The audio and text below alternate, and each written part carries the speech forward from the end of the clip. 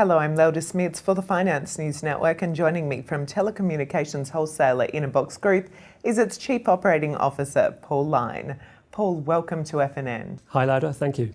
Paul, could you start by outlining what is it that Telco Inabox does? Sure, Telco Inabox is a wholesale telecommunications aggregator. What we do is provide anything and everything that an individual or a company needs to become a full-service telecommunications service provider. So what's the difference between a wholesaler and a retail provider? A wholesale provider doesn't provide services to the end user directly. At Telco Inabox, we are only a wholesale service provider. Unlike some of the other names you may know in the industry like Telstra or Optus, who have a wholesale arm and also a direct retail arm. And we think that's really important for us as a differentiator because we don't compete with our service provider customers. And that means we have a joint incentive to grow their businesses. If they don't grow, we don't grow. And who are your service providers' end user customers?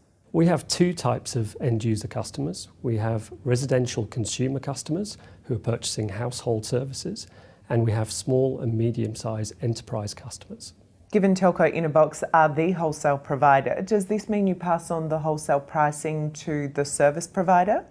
Absolutely, that's core to our model. Unlike some other models in the industry where the service provider is really a dealer operating under the auspices of a retail brand, our service providers actually own the contractual relationship with the customer, and they make the wholesale margin. So we sell the products and services to them at a wholesale price, and they're then free to set their own retail price and determine their own retail margins. So Paul, why would customers choose you as their telecommunications service provider?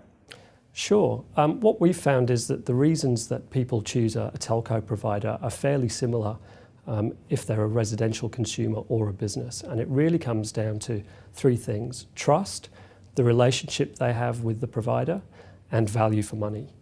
In the residential consumer space, what we're increasingly seeing is that people have relationships with other trusted brands in their lives, such as financial brands or utilities brands, their electricity company, their bank perhaps, or even their local retail outlet.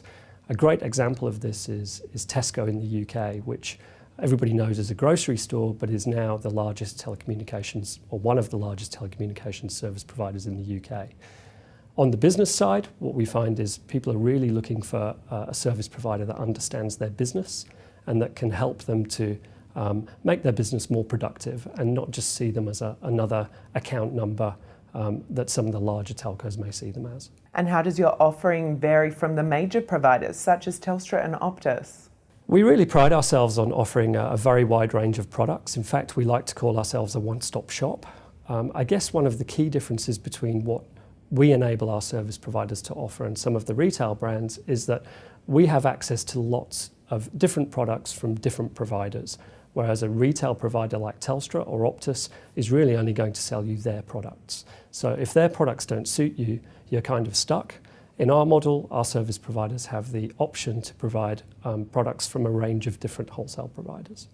Now, I assume the question most service providers would ask is, how do I make money as a retail service provider? It's certainly a very important question, and it's a discussion we have often.